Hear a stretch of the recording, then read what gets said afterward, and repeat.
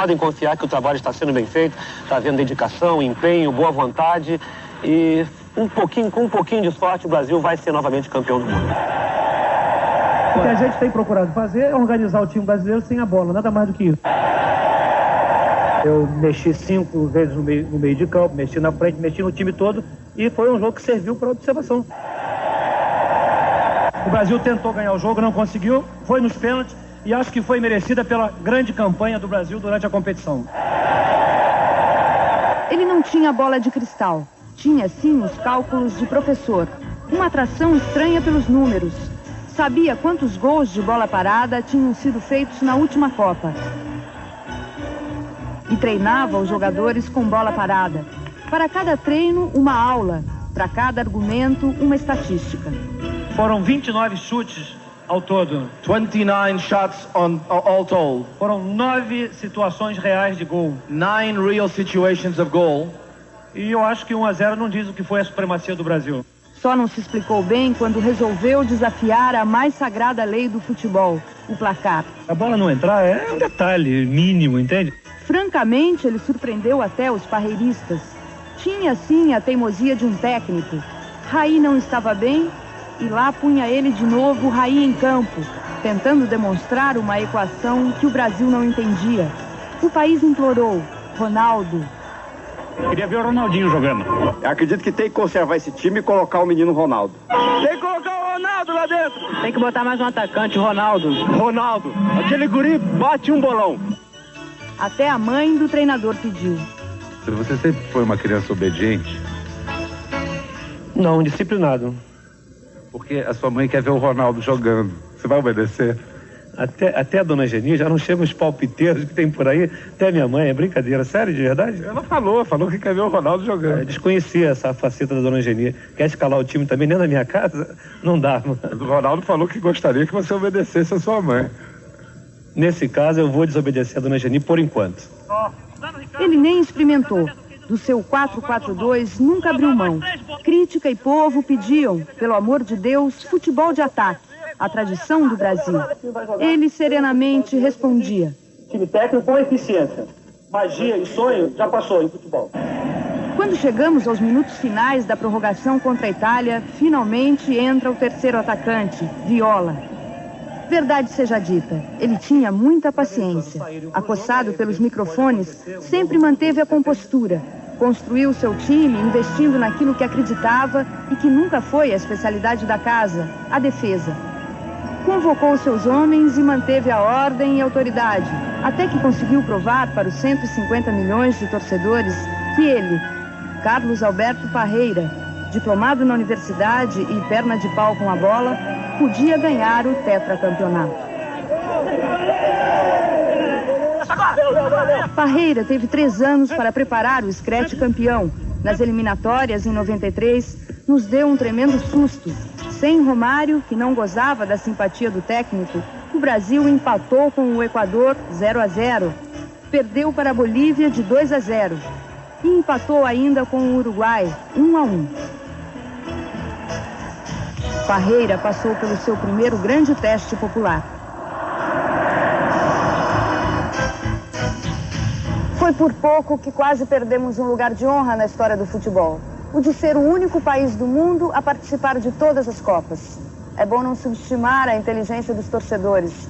Nas arquibancadas dos estádios, a torcida pediu, gritou o nome dele. Romário é finalmente convocado para salvar a pátria e salva. Uruguai 0, Romário 2. É do Brasil! O Brasil, tricampeão, está classificado para a 15ª Copa do Mundo. Vai disputar o tetra.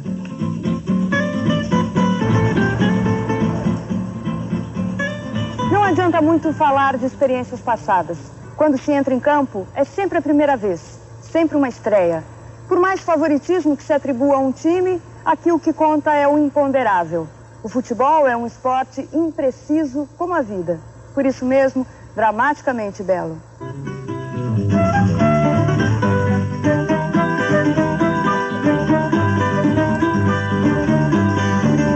100 anos que Charles Miller trouxe ao Brasil essa invenção importada chamada futebol. Em 1894, depois de uma longa temporada na Inglaterra, o brasileiro Charles Miller chegou trazendo 2 bolas na mão. O mundo da racionalidade nos deu de presente o esporte da imprecisão, que caiu como uma luva nas nossas chuteiras. O futebol é uma coisa que veio de fora, junto com o parlamentarismo, não é? Com o regime democrático, com a moeda, não é? Com a igualdade, com o feminismo, com a descoberta de que as crianças têm que ser tratadas com... o criminoso tem que ser tratado com respeito. Tudo isso veio de fora, são ideias importadas. Só que o futebol é uma ideia importada que não está fora do lugar. O jogo inventado na Inglaterra, que nós conseguimos não só tornar o esporte popular, mas nós nos tornamos mestres do futebol. 1930, primeira Copa do Mundo. O Brasil jogou só com cariocas no time. Os paulistas foram para a rua comemorar a derrota da seleção. Nelson Rodrigues escreveu assim sobre aquele Mundial. Ora, naquele tempo, o brasileiro era um vira-lata entre os homens e o Brasil um vira-lata entre as nações. Tínhamos futebol, tínhamos talento, tínhamos gênio, mas nenhum de nós acreditava em nós mesmos. Eu era um dos poucos delirantes que dizia, pelas esquinas, apesar de os uruguaios terem sido campeões, o Brasil é o melhor futebol do mundo.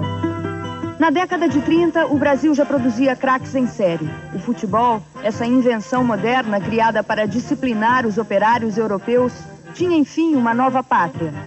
Leônidas da Silva e Domingos da Guia fizeram história na Copa de 38 na França. Em 39, a juventude troca a bola pelas balas de canhão. O mundo fica 12 anos sem Copa. Em 45, a bomba atômica jogada pelos americanos sobre Hiroshima, no Japão, acaba com a guerra. Cada povo tem a sua irremediável catástrofe nacional. Algo assim como uma Hiroshima, a nossa catástrofe foi a derrota na Copa de 50.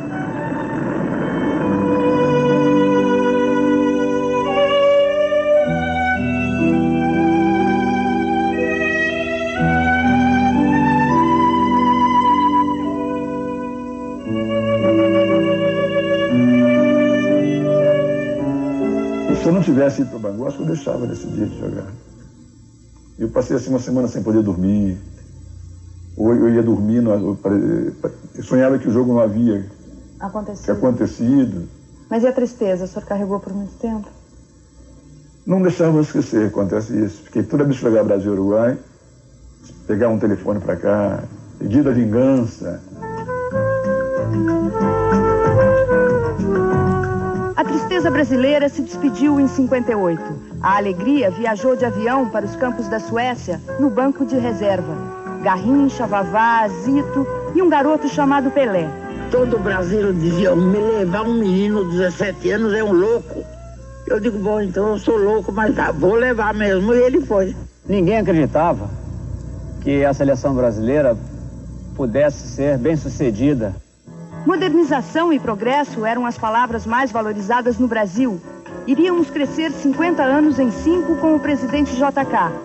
Tudo fazia crer aos 60 milhões de brasileiros que esta seria uma grande nação. O time partiu desacreditado. Tínhamos craques, mas faltava-nos o essencial: confiança. A seleção fez uma campanha regular, até que o técnico Vicente Feola, pressionado, teve coragem de mudar.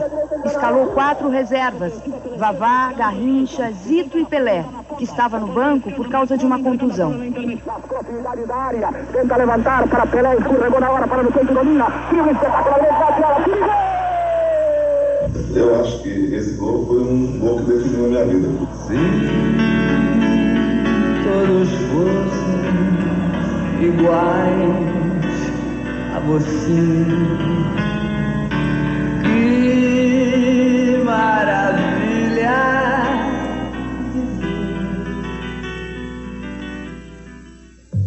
Estocolmo, 29 de junho de 58. Final da Copa do Mundo.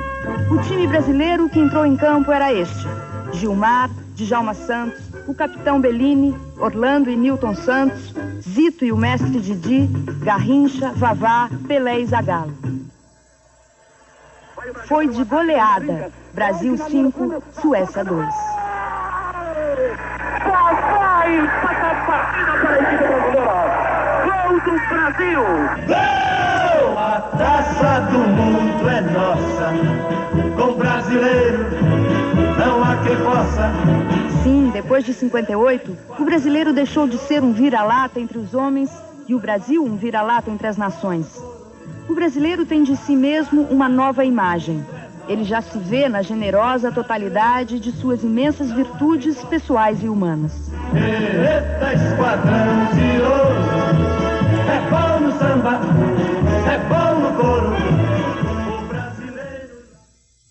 O matemático Oswald de Souza avisou no Globo Repórter antes da Copa. Tudo conspirava a favor do Brasil. Quase com certeza chegaríamos à final. Mas assim mesmo o sufoco foi grande e a torcida sofreu. Os grandes lances do Brasil na Copa você vai rever daqui a pouco.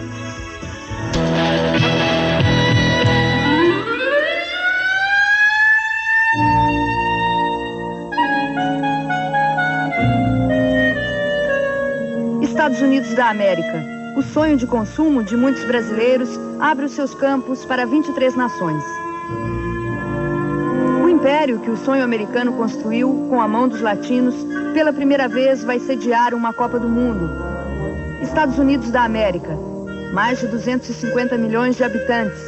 Só 20% da população americana sabem o que é uma Copa e que ela vai ser disputada dentro de casa.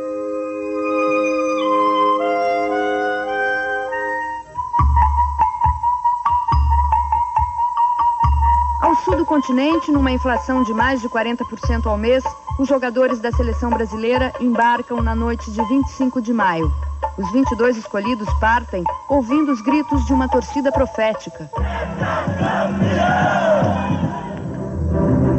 No hemisfério norte, o verão já anuncia. Esta Copa do Mundo vai derrotar os que não suportarem o calor. Estados Unidos, 40 graus. Os campos foram adaptados do beisebol e do futebol americano. Até um estádio coberto, o mundo passa a conhecer. Nas nuvens, nossos craques seguem viagem. Ninguém obedece às poltronas personalizadas. Califórnia à vista, manhã de sol, Vila Feliz, lugar certo para se ganhar um tetracampeonato. Nas ruas de Los Gatos, a torcida já é um exemplo da singularidade brasileira, envolvendo até os policiais americanos.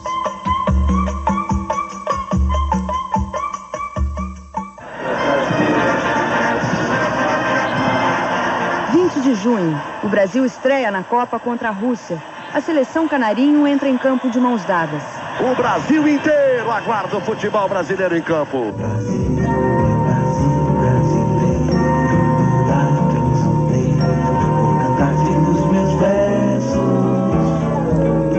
Brasil, samba que cabambolê, que faz gingar. O Brasil do meu amor, terra de nosso Senhor. Abre a cortina do passado, tira a mãe preta do cerrado, bota o rei Congo no congado, canta de novo o trovador, a merencória, a luz da lua, toda a canção do seu amor. Quero ver essa dona caminhando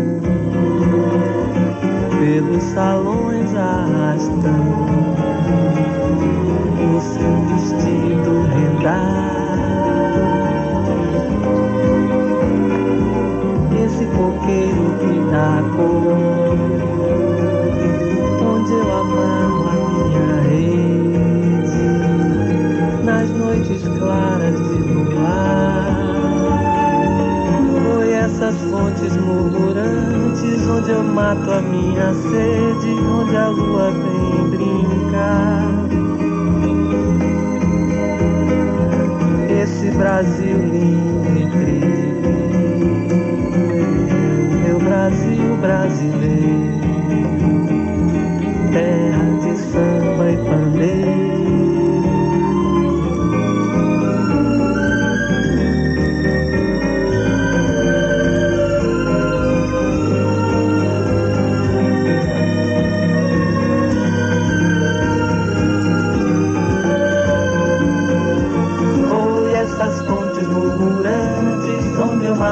minha sede de onde a lua vem brincar.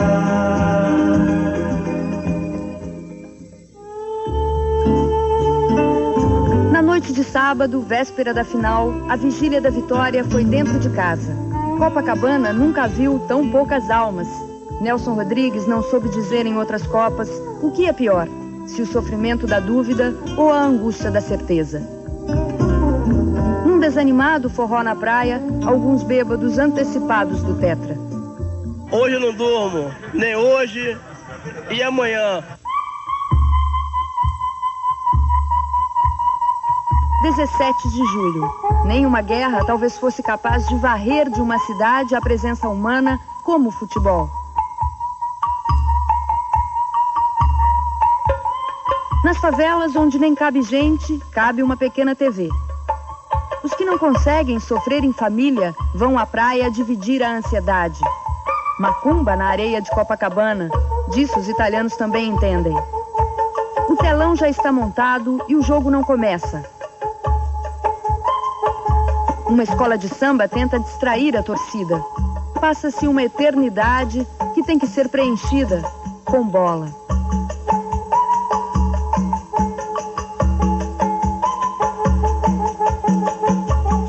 Quatro e meia da tarde, Brasil e Itália entram em campo para a final.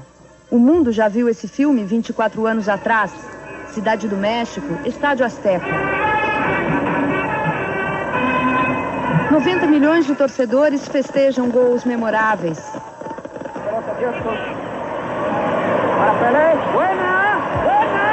Os europeus jogam o futebol das pernas, os brasileiros o futebol do corpo. Quitarse un golpe, se quita otro, sigue metiéndose, desbordado el Brasil, brillantísimo, Gerson se mete, tira! Os europeus descobriram a velocidade no futebol. Nelson Rodrigues repetia sempre isso. Os brasileiros inventaram a lentidão. Na Copa de 70, a seleção canarinho embarcou para o México debaixo das vaias implacáveis da torcida e dos críticos que exigiam um futebol mais veloz.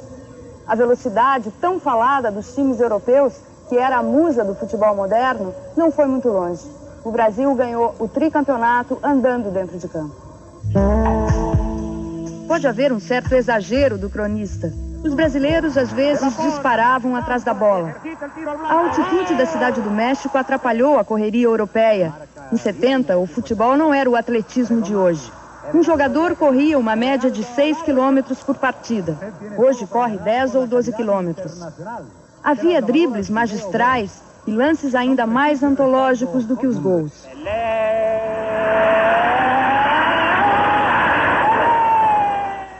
Na final contra a Itália, Brasil 4, Itália 1. Pelé foi coroado o rei do futebol.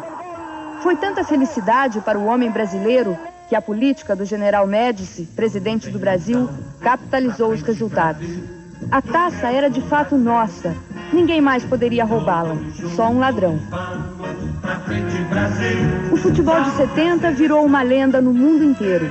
E os mexicanos nunca mais vão esquecer que, há 24 anos, por ali passou um time que não era feito de homens, era feito de deuses. Tudo é um só coração, todos juntos vamos pra frente, Brasil, Brasil. Salve a seleção, todos juntos vamos pra frente, Brasil. A goleada de 70 não se repetiu. Fomos para a loteria dos pênaltis. Não houve salvadores da pátria. Prevaleceu a união. Daqui a pouco, na final do Rose Bowl, cada um fez a sua parte. Zagallo, o maior tetracampeão, e uma entrevista exclusiva de Romário.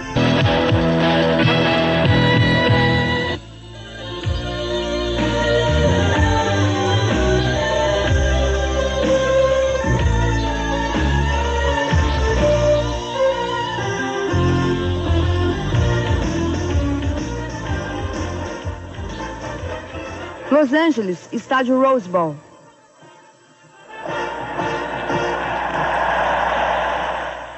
O juiz apita e a bola é do Brasil. Porque o Brasil é mais time, aí vai o Brasil rumo ao tetra. A bola fica com o Brasil no primeiro tempo. Jorginho se machuca, entra Cafu. A seleção ataca, mas o gol não sai. Conseguiu tocar no Bebeto, partiu Romário. Vai você, Romário. Pra cima deles, Romário. Encara, Romário. Parece com a experiência, corta ali atrás.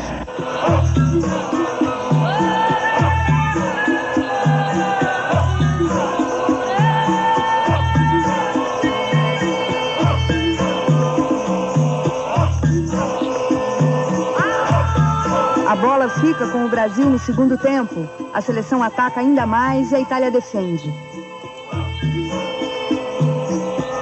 O detalhe do gol não acontece. 0-0.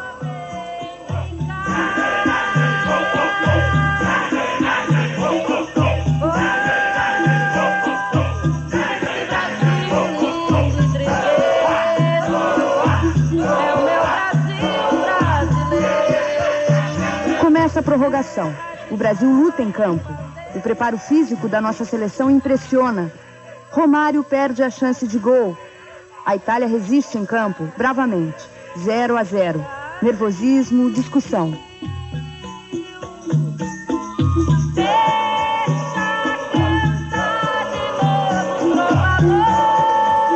Pela primeira vez, uma final de Copa vai ser disputada em pênaltis.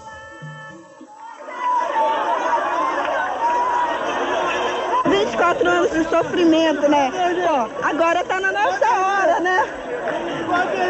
Acredito no Romário. Partiu o Romário, pé direito, bateu, vai gol! Gol do Brasil, Romário! O momento mais nervoso que eu passei foi na hora de bater o pênalti, quando eu peguei aquela bola ali. E depois que a bola entrou, tirei aquele peso de cima, né? E eu já tinha uma certeza, depois daquele momento, eu praticamente acreditei que a gente seria campeão, não tinha como perder.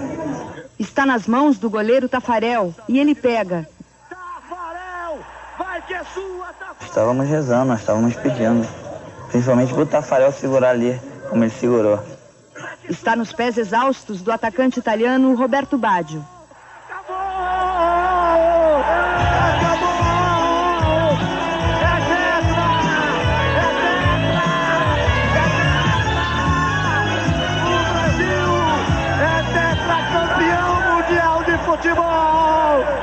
É uma sina que nós tínhamos de que o brasileiro não sabe cobrar pênalti. E nós, até isso, graças a Deus, nós conseguimos quebrar nesse campeonato mundial. A homenagem. Cena. Aceleramos juntos. O tetra é nosso.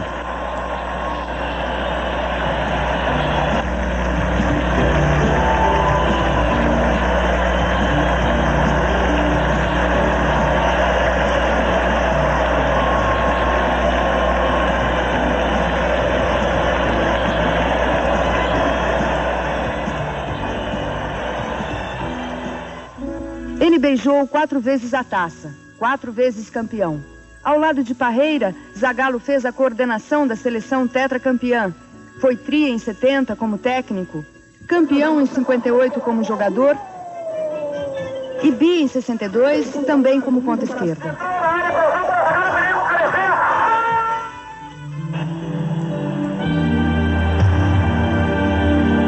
No Mundial do Chile, em 62, o Brasil venceu a Tchecoslováquia na final por 3-1. Fomos bicampeões. Até a Cordilheira dos Andes se ajoelhou diante dessas pernas tortas. Eis o mistério do Scratch e do Brasil. O time ou o país que tem um Mané é imbatível. Hoje sabemos que o problema de cada um de nós é ser ou não ser Garrincha. Deslumbrante país seria esse, maior que a Rússia, maior que os Estados Unidos, se fôssemos 75 milhões de Garrinchas. A crônica de Nelson Rodrigues precisa de atualização. A Rússia não é mais o que era em 62. O Brasil dobrou de população e não somos 150 milhões de Garrinchas. Imortal em nossos corações, Mané se despediu cedo dos campos e da vida. Se você tivesse que iniciar a sua carreira agora, Mané, de novo, quais as coisas que você faria e as coisas que você não faria? Bom, primeiro eu não assinaria contrato em branco, né? Jogar machucado e tomar injeção do joelho. Se hoje existisse um Mané Garrincha, faria contratos milionários e salvaria os joelhos com a melhor medicina que o esporte já conheceu. Teria que se enquadrar no futebol atual, disciplinado, rápido, defensivo e competitivo.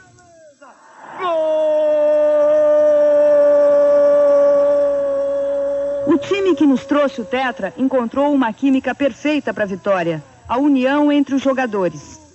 Nós somos os heróis porque nós conseguimos uma coisa inédita para o nosso futebol e, mais importante, nós somos os campeões do século, tetracampeões.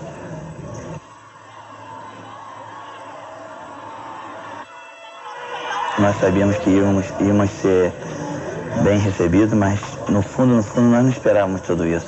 O povo brasileiro mostrou mais uma vez que tudo que nós fizemos, tudo que nós passamos nessa Copa do Mundo foi realmente recompensado com essa recepção que nós tivemos. O povo mostrou que é o maior povo do mundo. A alegria do povo pode ter pernas tortas, nascer na Vila da Penha ou em Pau Grande. Pode ser branco, preto ou mulato, que o futebol aceita. Não sabe falar direito, o futebol aceita e o homem de sociedade vai aplaudir. Pode ter 1,68 m e enfiar pelo alto. O futebol consagra e ainda vai produzir crônicas memoráveis. Pode ser magrinho, chorão e encantar do mesmo jeito. Se for doutor, vai dar entrevista e o futebol precisa. Pode vir que o futebol oferece recompensa. Paga-se bem, no ataque ou na defesa. No futebol do futuro saberemos.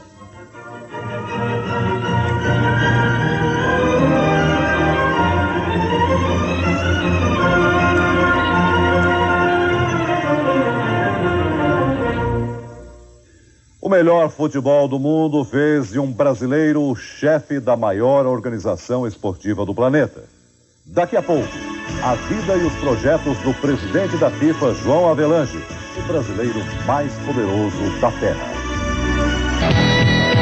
O brasileiro mais poderoso do mundo é carioca, de família belga e comandou o nosso futebol tricampeão. E ele também está por trás do tetracampeonato, pois responde há 20 anos pelo sucesso da FIFA, a maior organização esportiva do planeta. Para saber mais da vida e dos projetos de João Havelange, o repórter Pedro Bial acompanhou o presidente da FIFA num dia agitado, em Los Angeles, às vésperas da final da Copa.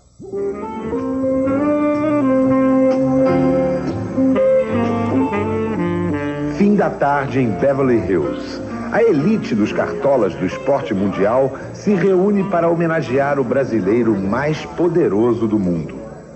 Esta é a imagem que a maior parte das pessoas tem da vida de João Havelange, uma doce vida. Só que são 6 horas da tarde. Vamos voltar no tempo, até o começo deste dia, antevéspera da final da Copa do Mundo. A primeira reunião começou às 8 da manhã. Foi a portas fechadas para decidir quem seria o juiz de Brasil e Itália. O presidente da FIFA sai direto para outro encontro, agora com a ministra dos Esportes da França, para discutir a próxima Copa. Às 10h30, pose para a fotografia oficial da comissão organizadora da Copa. Em seguida, mais 2 reuniões e uma entrevista coletiva à imprensa internacional. Jean-Marie Faustin Godefroy Havelange aprendeu a falar em português. Aos 5 anos, foi para uma escola francesa, onde iniciou um currículo escolar impecável. Entrei à faculdade de Direito com 15 anos e me formei aos 20 anos. E ainda tinha tempo para fazer esporte? Seu primeiro esporte foi a natação ou foi direto pro polo aquático? Não, meu primeiro esporte foi futebol. Era bom jogador? Parece que sim, porque fui campeão do Rio em 1931 pelo juvenil do Fluminense. Em que posição? Jogava o que se chamaria hoje o central esquerdo. Mas o pai queria ver João campeão de natação. E ele foi, nadou na Olimpíada de Berlim em 36 e depois se tornou super craque de polo aquático.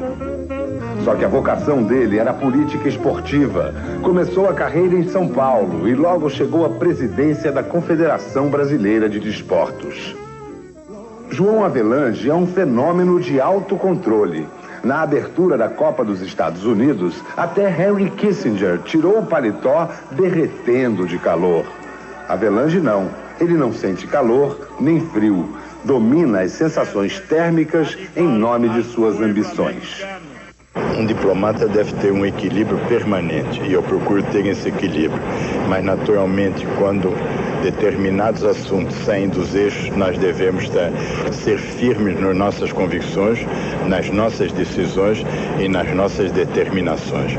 Agora está empenhado no projeto Fundação FIFA, onde pretende aplicar o dinheiro de seus patrocinadores multinacionais em escolas de futebol no terceiro mundo. Aos 78 anos, João Avelange não esconde a indignação diante do desprezo à saúde e à educação no Brasil. Ou nós nos conscientizamos da responsabilidade que temos para a nossa juventude, ou nós vamos perecer pouco a pouco e não seremos nada. Ao assumir a FIFA há 20 anos, João Avelange promoveu uma revolução, trazendo o dinheiro grosso de grandes empresas para o mundo falsamente amador do esporte. O modelo é copiado por todos, em todo o mundo desde então. É verdade, ele quer se eternizar no poder. Mas sabem por quê? Porque quer tomar cafezinho com respeito. Sou presidente da Cometa há 54 anos. E ultimamente fui e disse que ficaria na companhia até a minha morte. Porque eu não gostaria de chegar um dia a São Paulo, onde vivi toda a minha vida nesta companhia, e pedir um café e me perguntar quem é esse velho que está nos incomodando. Pelo menos com a posição, vem, me traz um café, me respeite, me tratam bem. E eu, enquanto tiver vida, trabalharei e lutarei. Aquele que se aposenta está morrendo e eu não quero morrer em vida.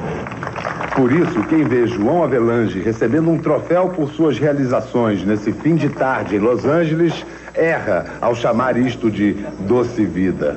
É a vida de alguém que já perdeu a conta dos passaportes, das vitórias e dos prêmios. Eu sempre os guardo com muito carinho, porque isso há uma frase no Brasil que é muito importante: recordar é viver. Então, revendo tudo que eu já ganhei, eu vivo ainda mais. Se o senhor fosse definir a sua missão na vida de uma maneira poética, livre, como é que o senhor definiria? A alegria de ter servido.